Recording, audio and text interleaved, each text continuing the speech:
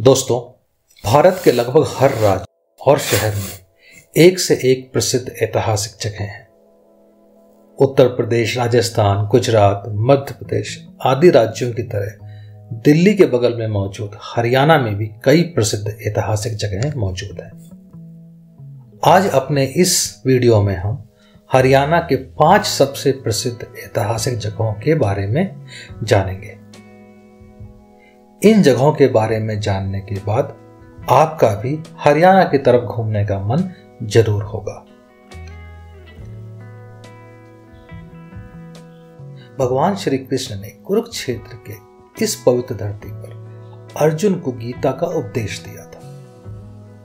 कुरुक्षेत्र हरियाणा राज्य में एक ऐसा धार्मिक क्षेत्र है जहां बहुत सारे पवित्र मंदिर और कुंड हैं जो महाभारत और भारत की सबसे पुरानी सभ्यता के बारे में बताते हैं।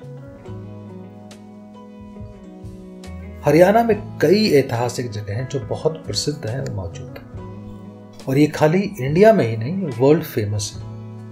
कुरुक्षेत्र और महाभारत तो एक ऐसा काव्य है और एक ऐसी जगह है जो दुनिया में लगभग हर कोई जानता है। हरियाणा पर्यटन की दृष्टि से काफी समृद्ध है और यहाँ पर देखने के लिए कई मनोहक नज़ारे स्थान हैं, और उनमें से 5 का उल्लेख हम आज करेंगे। हरियाणा अपनी बेहतरीन वास्तुकला और हथकरघा कार्निवाल के लिए भी जाना जाता है। यहाँ पर कई मंदिर हैं, कई झील हैं जो सच में देखने लायक होती हैं। आइए वन बाय वन हम इन 5 जगहों के बारे में जानते हैं।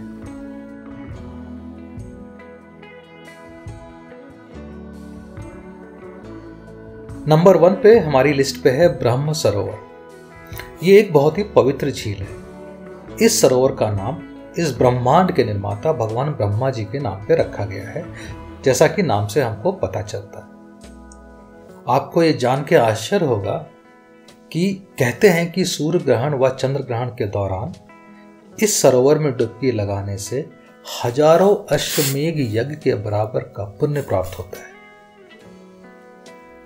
इस ब्रह्म सरोवर के इतिहास की अगर हम बात करें तो इसका इतिहास महाभारत काल से जुड़ा हुआ है। इस सरोवर के बारे में बताया जाता है कि स्वयं भगवान ब्रह्मा ने इसकी स्थापना की थी और इसीलिए इस सरोवर का नाम उन्हीं के नाम पे है। इसी सरोवर की उत्तरी दिशा में एक शिव मंदिर है जिसके बारे में कहा जाता है कि स्वयं भगवान ब्रह्मा ने इसको स्थापित किया था, और इसीलिए यह स्थान बहुत से अन्य पवित्र मंदिरों से घिरा हुआ है और भक्तों को अपनी तरफ आकर्षित करता है। नवंबर से दिसंबर के महीने में गीता जयंती समारोह का यहाँ पर आयोजन किया जाता है, और जिस समय यहाँ पर श्रद्धालुओं की भीड़ काफ़ी होती है। लोग दूर दूर से इस समारोह में शामिल होने के लिए आते हैं। गीता जयंती समारोह को बहुत ही धूमधाम तरीके से मनाया जाता है, और यहाँ पर उस समय कई सामाजिक प्रदर्शनियाँ होती हैं, कई प्रतियोगिताएं भी आयोजित की जाती हैं। इसके आसपास भी घूमने के लिए बहुत सारे टूरिस्ट स्पॉट्स हैं, और जो बेस्ट टूरिस्ट स्पॉट जो मुझे समझ में आता है वो है भीष्म कुंड, श्री कृष्ण म्यूजियम, भद्रकाली मंदिर, फिर एक है राजा हर्ष का टीला, फिर एक है चिल्ला वाइल्ड लाइफ सेंचुरी, और शेख चिल्ली का मकबरा, और लक्ष्मी नारायण मंदिर। तो ये अगर आप इस जगह पे घूमने जाते हैं तो इसके आसपास इन सारी जगहों को भी आप देख सकते हैं। तो ये था नंबर 1 पे हमारी लिस्ट पे ब्रह्म सरोवर। अब नंबर 2 पे आते हैं जो है जल महल और नारुल महल। अब तक आपने जयपुर के जल महल के बारे में सुना होगा जो पानी के बीचों बीच स्थित है, लेकिन आप शायद नहीं जानते होंगे हरियाणा के नारनौल जिले में भी एक खूबसूरत जल महल स्थित है जिसकी हम बात कर रहे हैं।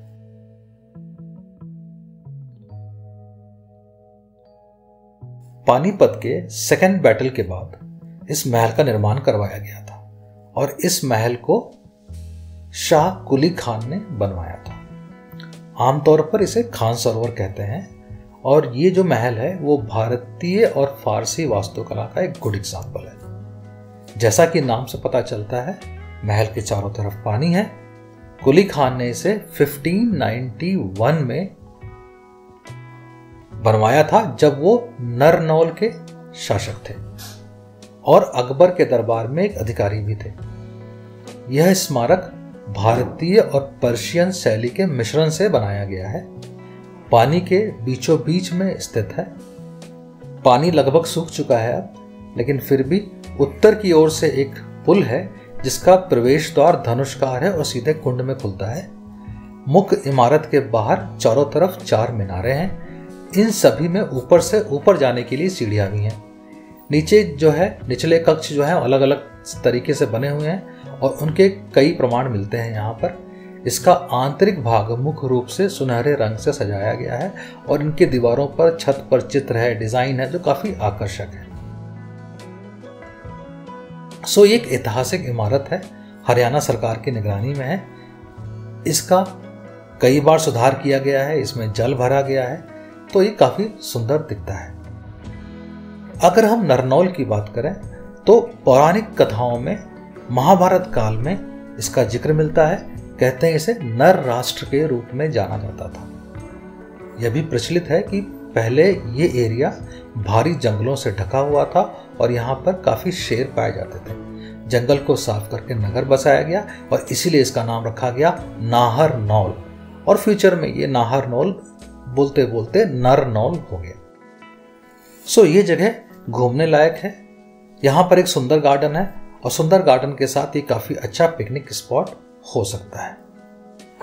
हमें यह लगता है कि बारिश के मौसम में यहाँ पर पानी काफी होता है और अगर आप बारिश के मौसम में यहाँ जाते हैं तो ये गार्डन और ये महल मिला करके एक बहुत ही वंडरफुल प्लेस हो सकता है फैमिली के साथ पिकनिक मनाने के लिए।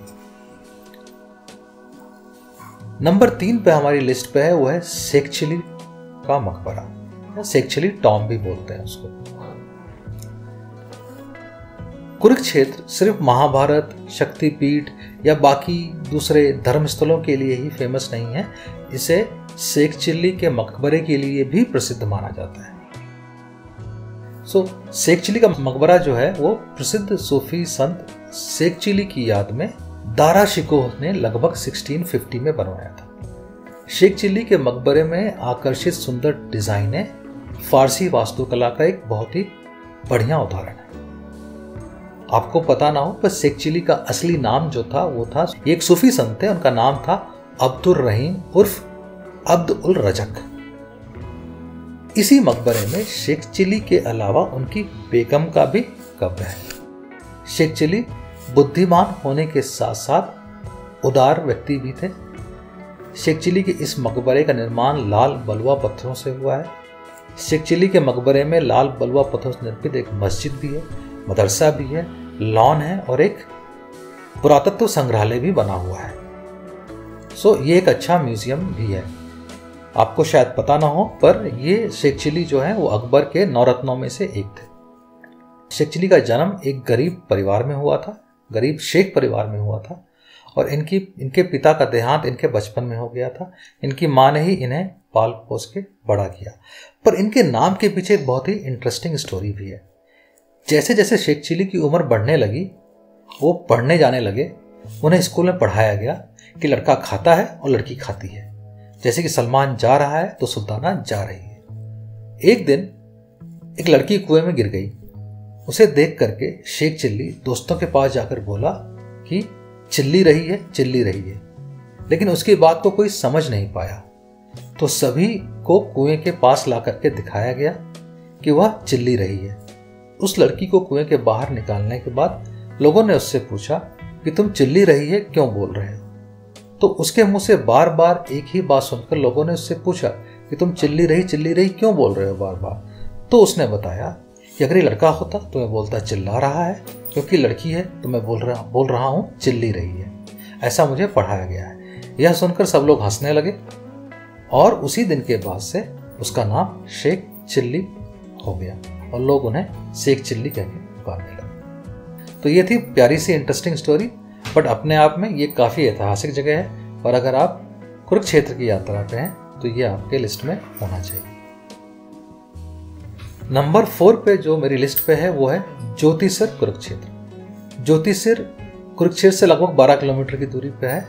ये कुरुक्षेत्र पिहोवा रोड पे है। ये एक भारत के पवित्र स्थलों में से माना जाता है। यही वह स्थान है जहां भगवान श्री कृष्ण ने महाभारत के युद्ध से पहले अर्जुन को गीता का उपदेश दिया और उसके उपरांत अर्जुन को अपने दिव्य स्वरूप का दर्शन करवाया था। तो ये स्थान भी महाभारत काल से जुड़ा हुआ है और एक बहुत ही इंटरेस्टिंग प्लेस है। इसी स्थान पर एक बरगद का पेड़ है और पौराणिक मान्यता के अनुसार भगवान श्री कृष्ण ने इसी बरगद पेड़ के नीचे अर्जुन को उपदेश दिया था।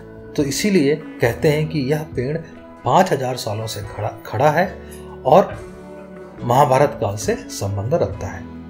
हरियाणा पर्यटन विभाग द्वारा समय समय पर कई कार्यक्रम आयोजित किए जाते हैं, जिसके तहत महाभारत के कुछ हिस्सों को मनोरंजक रूप से यहाँ पर वर्णित किया जाता है। हर साल मार्गशीर्ष के महीने में 11वें दिन शुक्ल एकादशी को गीता जयंती के दिन यहाँ पर इस दिन को भव्य रूप से मनाया जाता है। सुबह शाम दिन रात यहाँ भजन होते हैं। श्री कृष्ण द्वारा अर्जुन को गीता का उपदेश देते हुए संगमरमर के रथ पर यहाँ पर एक विशाल मूर्ति बनी हुई है जो यहाँ पर आकर्षण का केंद्र है। अब आते हैं नंबर 5 पे। नंबर 5 पे हमारी लिस्ट पे है Kurukshetra panorama and science centre. Kurukshetra panorama और विज्ञान केंद्र भारत सरकार के संस्कृति संग्रहालय के अधीन राष्ट्रीय विज्ञान संग्रहालय परिषद के तहत कार्यरत सेंटर है।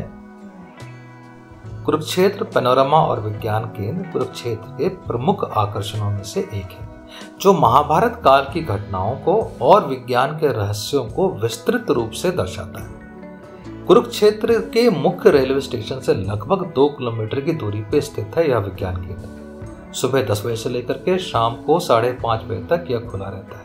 यह सेंटर एक सुंदर बेलनाकार इमारत है। केंद्र का मुख्य आकर्षण कुरुक्षेत्र में हुए महाभारत की लड़ाई का एक जीवंत दर्शन।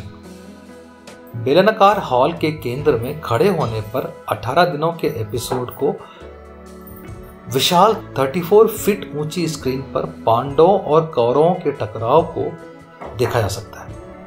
इसके अलावा यहाँ बच्चों के लिए भी खास अट्रैक्शंस हैं, जैसे कि डायनासोर एन्क्लेव है, साइंस पार्क है और एक 3D फिल्म शो है।